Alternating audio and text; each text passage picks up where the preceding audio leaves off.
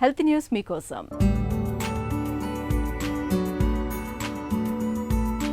Fibromyalgia జబ్బు బారిన పడినప్పుడు తీవ్రమైన నిస్సత్తువ, నొప్పులనేవి పెను సమస్యలుగా మారుతాయి.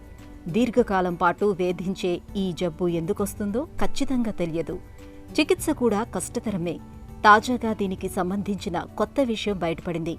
పేగుల్లోని సూక్ష్మక్రిములకు ఫైబ్రోమయాల్జియాకు మధ్య సంబంధం ఉన్నట్లు తొలిసారి రుజువైంది. ఆరోగ్యవంతుల పేగుల నుంచి సేకరించిన బ్యాక్టీరియాను నొప్పులతో బాధపడుతున్న వారికి మార్పిడి చేసినప్పుడు నొప్పి తగ్గుముఖం పడుతున్నట్లు ఇజ్రాయెల్, కెనడాకు చెందిన పరిశోధకుల అధ్యయనంలో బయటపడటమే దీనికి నిదర్శనం. దీర్ఘకాల నొప్పి నియంత్రణలో పేగు బ్యాక్టీరియా ప్రభావం చూపుతున్నట్లు ఎలుకల మీద నిర్వహించిన ప్రయోగాలు, మనుషులపై చేసిన ప్రయోగ పరీక్షల్లో నిర్ధారణ అయింది.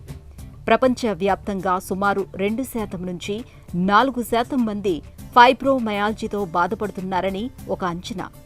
ఇది శరీరం అంతటా కండరాల నొప్పి, నాడులు దెబ్బతినటం, నిస్సత్తువకు దారితీస్తుంది.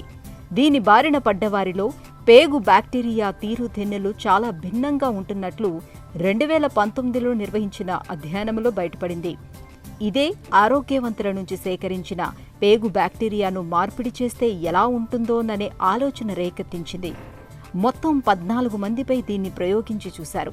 వీరిలో 12 మందిలో నొప్పితో పాటు నిద్రలేమి, ఆందోళన లక్షణాలు సైతం తగ్గుముఖం పట్టినట్లు గుర్తించారు. ఇది చిన్న అధ్యయనమే అయినా ఫైబ్రోమయాల్జియా చికిత్సలో కొత్త ఆశలు రేకెత్తిస్తోంది.